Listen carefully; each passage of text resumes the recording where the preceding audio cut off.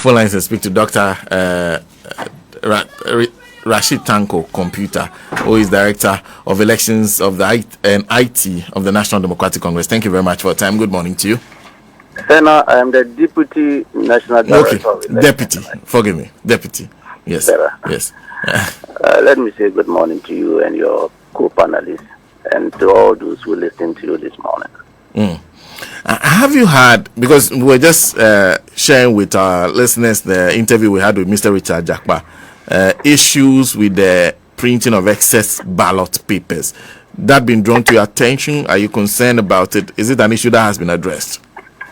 Yes. It's an issue that we pursued, and then as of yesterday, we were able to resolve the matter at the Electoral Commission. We had an emergency meeting with the Electoral Commission and then the printers, with all our other stakeholders, and we discussed it dispassionately. Clearly, you see, the Electoral Commission and most of the stakeholders did not understand the position of Mr. Jakpa. And Mr. Jakpa was very clear in his mind in communicating his issues. He was not talking of that the Electoral Commission was adding 3,000 additional ballot papers to every constituency. That was not his position. Mr. Jakpa's position was that you have been given the number to print. Yes, we know that when you are going to print that number, you will make room for operational losses. And those operational losses should not be so, the magnitude should not be so great to warrant that you need to add at least 3,000 additional excesses. It's mind-boggling. And we are coming from a history where we have print houses in 2020 printed additional ballot after those operational losses were destroyed and the certificate of distractions were issued, and later on we discovered that some additional ballots were printed. I mean, so once beaten, twice shy. And so we knew all this. And so that was his position. And as they were interpreting it to think that Jakpa was accusing them of printing additional ballots and what. I said, no. We are saying your excesses, that is overs. Normally in printing press, we know that you have overs. But the overs should not be so huge to warrant all this. Well, if you have it, and we told them, if you have this, these are your problem. It is not the problem of the Electoral Commission. It is a problem of the printing houses. If these are your overseas or excesses, then let's have a management process of how to deal with them. And then we are all having on the same wavelength. That was his position. So clearly there was a misunderstanding on their part. And they were thinking that he was just accusing them and accusing everybody. No, he was right. Jakpa was very right on that aspect. You must come clean. And we told them, the printers, you are the one creating all this problem. You must come clean. You must let us know that, okay, these are my overs. This is the process I'm going to deal with it. And this is how we are going to treat it. Like Buck Press was able to give a very comprehensive process of destroying their excesses. And it was well done because they have a certificate daily. When this is done, then everybody sign, all the party sign, and then the bargain all continue. That is fair enough. And so thankfully we were able to resolve this yesterday at the meeting with the printers. And I'm hoping that we might not have these difficulties going forward. Then as to the party agent issue, look, it wasn't that the NDC folded it arms. No, I'll come to the party agent issue. You said when you had the meeting with the EC, did you explain this issue of Richard Jakpa to them? And what was their response? I attended the meeting with him. And then we clearly wanted him, because we knew the NPP, we have our intelligence. We want to use the platform to accuse him because of what they did at InnoLink. So we cleverly went to the meeting with Mr. Jakpa. In fact, I attended with him. And they actually came up strongly, I mean, to accuse Mr. Jakpa of peddling falsehoods and all that. So he had his opportunity to rebut and then explain his position to them. And clearly, they all understood it. Yeah. Because as we speak, there's a story on Ghana page where Mr. Bossana is quoted to have said, if you hear anyone saying that the Electoral Commission has printed more than the necessary ballots, that's a complete lie. That's the misconception that we're talking about. He misconstrued the whole thing about the excess. Yesterday we explained it, and he now got it. And he was telling the printers to come up with their distant management process, of the excesses, and so that we all will not have these difficulties. So they should have taken their time to listen to him or listen to us about the position he was coming from. And so, but to jump to the fray and try to dismiss it that way, clearly they themselves didn't understand what I was talking about. Nobody was accusing them of adding some 3,000 ballot papers to each of the constituencies. That was not the case. Nobody was, because we all have the ballot statistics. Our agents are there. And let me say congratulations to our agents so far. They have done a yeoman's job by tracking every move of the printing with the serial numbers and to the bargain stage. And so they are on top of issue, but we are talking of your excesses. What is the management process of it? That we want to know, so that we can be heads up. And then we also want to know, and the issue of the soft copy or the design that was given to the print houses, and how are they going to dispose, or how are they going to retrieve it from them after the print and everything has been done and deployment is done? We asked them all these relevant questions yesterday, and then they said they answered them and said, well, they now got it. They initially didn't understand it that way, but all that. So it's fine, but don't just dismiss issues when you have not listened to us. All the other issues, especially you're talking about the design that was given to the print houses, how they were going to recover, they take all those designs back. Did they address it in a manner that's satisfactory to the NDC? Well, they did, because what they said was that they will retrieve the hard drives and then all that. But let me tell you, see, we just have to keep our eye on the DBA. You and I know that we are in the world of technology. I'm sure the print houses, they have the soft copy. They could have escalated it somewhere. One doesn't know. It's a soft copy, and it can be moved from one location to another at any point.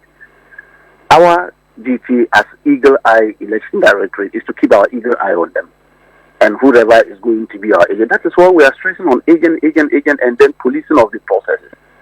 Much as we're doing our best at the print house, it doesn't stop the escalation of these evil activities of some people who are harboring that. And so clearly, we ask that yes, they should recover it. They did indicate that they will recover all that. But that doesn't stop an evil minded person to continue their evil deeds. And then you're going to respond to the matter of the agents, how you arrived at the one agent per political party. Yes, I've seen that at IPAD. We stood strongly against the issue of deploying one party agent. We made reference to the 2020 and told them we are dealing with a lot of issues at the print house. One person to stand in for all this is not a child's play. And nature can also call in. And we advance all these arguments and all that. But you know them, the Electoral Commission with all their sometimes stubborn position. They wouldn't listen. Our colleagues, instead of them to give a support, they were all adamant and think that, well, that's okay. And we talk and talk. NDC alone would talk. We advance all the argument there, but they still insisted that they needed only one agent. That because there are 13 political parties, if they have to make it to the place will be crowded and all that. I said, no, how do you say it's going to be crowded? Because here's the case: some printing houses have 2-3 machines. So how is one agent going to be monitoring all that? To the extent when it gets to the cutting on, and then the binding, and then the bagging, all this, and one person has to be going through all that. We advance all this. Now, when we started the printing, the reality scared them, because one of the two of the printing houses we saw that they had different locations of which they were going to print. So they had to ask for us to bring additional agents. But still, that was a difficulty. But yesterday, we pushed further and told them, look, the difficulties we are going through with these issues of our one agent monitoring all this process. That is why when they back one of the bags and put their seal, our agent was on the other side. Before he could come, the other political party put their seal, and he was the last to put his seal. And the cameras take it and think that the NDC didn't have a seal. We have enough seals. That can even cover up to 2028. So we have a lot of seals. But because he has to rush to another portion to look at what was going on, the others were there bagging their distance. And so he has to come and put his seals in there. And so they agreed yesterday that, look, you're right, and then we will make sure that you bring additional agents to all the printing houses so that we cannot have 2 agents. And so yesterday, after the meeting, they agreed that they will issue directives to us to bring additional agents to come and support the already agent that we have there. Okay, additional one. So there's been an agreement that you increase it to 2. Very well, very well. In the meantime, the last time we checked, the EC had actually put the printing process on hold. Is that still the status quo? Well, they have not been printing. In fact, they've actually finished printing the presidential ballot paper. It was only Central Region left. And because of one of the printing houses couldn't, the capacity, they had challenge in printing, so they had to take it away from them and then gave it to Buckface. At the time Buckface was about to start printing it, then this issue of Ekwadonko came in, and so they had to hold that. And so as of now, all the other regions, in fact, they actually printed back them ready for deployment. They were just printing parliamentary ballot papers, and then this issue cropped up. So actually, presidential ballots are not being printed as of now. I'm talking of the Central Region. The rest of the regions have been printed back and waiting for deployment. Now, the onus lie on GFP. They've given them the opportunity to put up a candidate, and they've given them 10 days. We are counting the 10 days. If the 10 days reach and they file a candidate and accepted by the Electoral Commission, that means all that we have printed should go into the sea. It will be shredded and bent. And a new printing will have to start all out because a new candidate face will have to be on the GFP portion. So that is where we are. If they are not able to put up a candidate, the EC, we've already indicated our position on that we will not accept any automatic realignment of the positions. We will not. We rather will go for a reballot completely, or they maintain the ballot papers as it is. The only thing is that they instruct their presiding officers to cancel a Donko portion only when they are issuing the ballot papers. That has been the convention. In fact, previous elections where we had issues of that nature, they normally cancel the face of the candidate who is dead or withdrawn, and then give the ballot paper to the voter so that you don't complain on that aspect. If you complain on it, it becomes a rejected ballot. It will not be counted. So that's our position, and we are very clear in our mind on that. I see. So you're still on the parliamentary ballots. You haven't finished yet.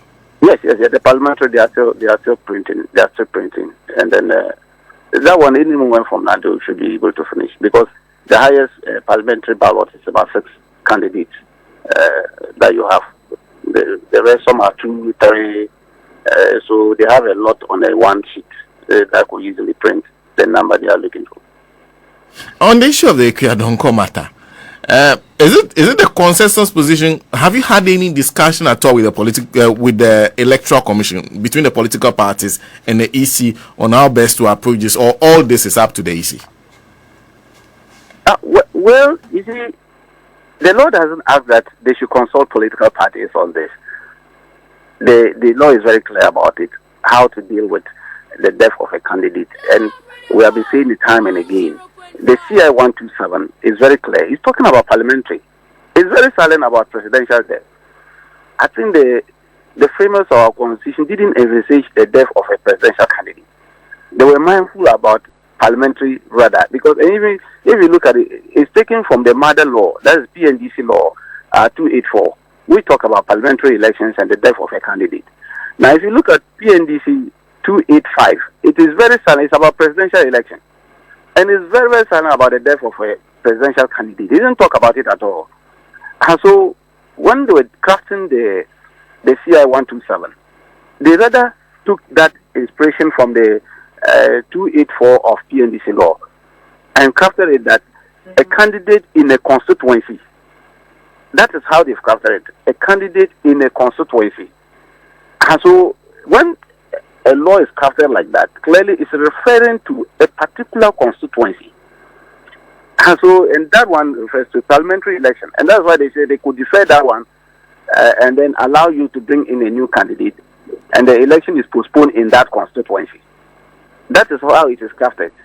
But well, if you even look at the press release of the Electoral Commission, they were also magnanimous in the first paragraph, saying that it is not clear, the CI and the 1992 Constitution is not clear about the position or the death of a candidate.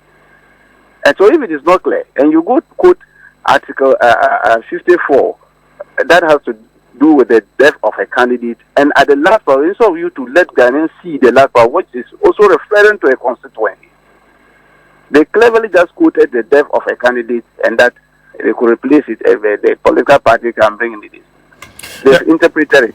There are those who have made the argument that in an election, in presidential elections, the entire Ghana is considered one constituency, with the chairperson of the Electoral Commission being the returning officer. So it could apply in that sense. What do you think about that argument? Senator, they are saying that in the constituency. So if you look at the wording, I mean, it's legal. I'm not completing my law course, but I do know that it is legal to say in the constituency. So it's particular, it's specific. But here we are not talking of a whole country where we can say because Jean Mensa is the returning officer of the presidential election and the whole country is considered as one. It is referring to that clause. No, that is not the case.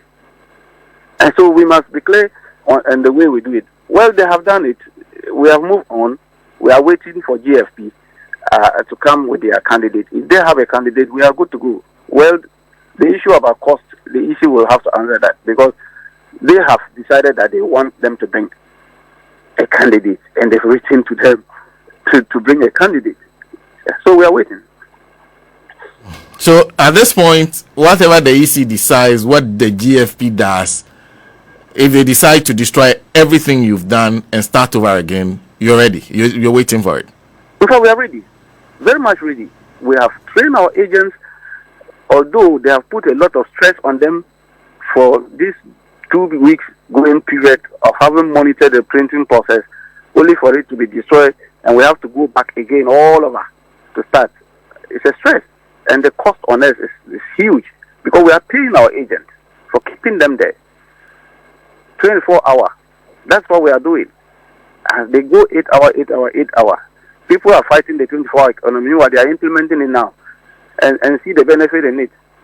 That tells you that whatever His Excellency John Dramani Mahama is saying is positive. Because that's what we do at the printing house.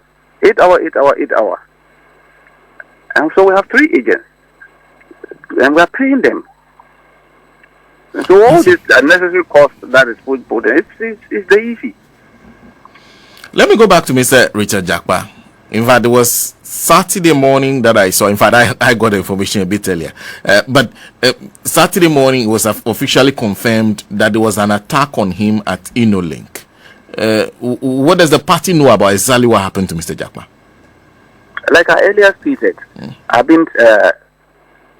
the InnoLink security setup didn't help the matter. And even the security people were there because if you don't have an accreditation, you cannot move into the printing house and even to the extent get access to the boardroom. So when Mr. Jakpa was with the officers of InnoLink and we're discussing of issues about these excesses and how they are going to manage it and all that, this gentleman managed his way through all the security checkpoints up to the ballroom where Mr. Jakpa was seated. With the accreditation, he didn't have accreditation. He didn't have anything. So who allowed him to get into that point? That's the question we asked them yesterday. Well, it's a matter of an investigation by the police. But we thought that was wrong. And he has no business. And Jakpa was saying, look, I don't know you. You don't have accreditation. If you have issues, then deal with the printers or electoral commission. I have no business discussing anything with you. Because he started confronting Jakpa about the things that you are asking for. We don't have it. We don't have it. We don't have that information. So, why should you be asking me? Ask the printers or the electoral commission. I'm also a stakeholder and I'm doing my job. If I go to the print house, why should I be questioning NPP? I will not question. I will question the printers or I will question the electoral commission. I have no business questioning the other political parties. We are all stakeholders there. So that is the problem. The gentleman has no business talking directly or trying to deal with Mr. Jakpa at that point, because Mr. Jakpa was not representing the Electoral Commission. He was also not representing the printers. He was representing the NDC. And so if you have issues and you want to address, the place to place your consent. And so we reported the matter. Do you know this gentleman? Oh, we know him very well. You know him? Has he been involved in the entire printing exercise? Well, the first day we met the Electoral Commission, when they were about to start the printing, the first meeting we held, he represented the NPP with another lady at the meeting. I was there with my other colleague, Madi. And then, so I know him very well. I think yesterday, he came up for the meeting, but unfortunately, he has to leave because they were looking for two reps. And then the NPP came with Inimaku and then Macmenu. And additional to, the gentleman was part of it. And then when they saw that the EC was looking for two people, they had to chicken out. They left the place. We did not see them until the meeting ended. So I know him very well. What's his name? Interestingly enough, I've never asked of his name. That's very funny. On the part of me, I've never asked of his name. I will see him, and then when we had the meeting, and then that was the first time he came for that meeting. Until yesterday, I met him again, but I've never asked of his name. Was Mr. Jakpa physically hurt in any way? No. I mean, old soldier is always a soldier. I mean, he's gone through all this before, so he's a strong guy. I mean, he's not shaking at all. I see. In the meantime, before I let you go, there's a flyer making the rounds that is attributed to Isaac Osewusu, Joe Osewusu, who is first deputy speaker in Parliament, who claims that there's apparently a poll that was conducted that only you within the internal people within the NDC, those who are handling the elections, and of course the executives and your counterparts in the NPP know about. Senna does not know. Nancy does not know. None of my colleagues know. Nobody listening to me knows. But it's between those of you within the NDC in the top hierarchy and involved in election, and your counterparts in the NPP, and you all know that from those polls the NPP will win the election. Have you seen that? Where is he coming from? You see, this morning I want to sanitize my words, but people like that, they should be dismissed with the contempt they deserve. Completely. What is he talking about? Is it the one they did at the Flagstaff House that came and said John Dramani Mahama and Baumia were head to head, and now there was no clear winner? Is that the one he's talking about? Quickly, that one didn't even survive. For just less than 4 days, it collapsed on their head because nobody took them serious. A whole presidency, when they did their own, they said they were not even having confidence in their own candidate to beat John Mahama. They rather said they were neck to neck. What is he talking about? I am telling you that today, if they bring ballot box for us to vote, His Excellency John Dramani Mahama will get not less than 54% of the vote. Today, I'm telling you, mark it, Senna. They can do all that they are doing, what they want, but I'm telling you, JM is winning the election first round massively. First round? Massively. With not less than 54%. I am telling you. Let's mark it. And we are not even going to cross up to midnight, December 7th. By 11:30 thereabout, he would have won the election and the whole country would be agog. Everybody will be happy because we are declaring another independent. Everything is working for us. Every strategy we have put in place is working. And we are tracking all the figures. As we speak now, we are tracking it. And we will make sure that we go by it and it will come to reality. We know what we are doing. They will force us to bring our strategy public. They can talk all their distance. We will not tell them. And they will never know. We will continue to operate a submarine strategy. The only thing they will get to know is December 7th. That day they will see our real colors.